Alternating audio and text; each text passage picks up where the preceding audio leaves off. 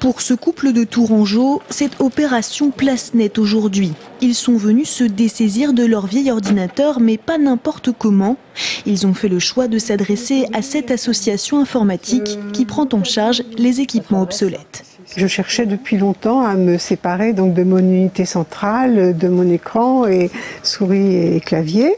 Et donc j'ai trouvé ça pouvait être une bonne association parce que je souhaitais que d'une part, si ça devait être détruit, ça le soit proprement, et d'autre part, si ça pouvait servir, c'est surtout ça, j'espère que ça peut servir, voilà, à quelqu'un d'autre. Une fois récolté, tout ce matériel se prépare à une seconde vie. S'il est encore en état de marche, l'équipement sera revalorisé et distribué à des associations sociales ou humanitaires.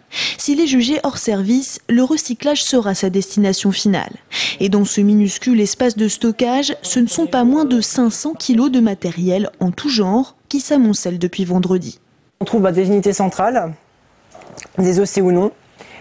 Plus loin, on trouve des imprimantes, scanners, de quoi connecter des réseaux, de la téléphonie, des écrans, des bons vieux écrans CRT, un petit peu plus loin, on a quelques écrans plats, et tout ce qui est câblage, téléphone, on a de tout.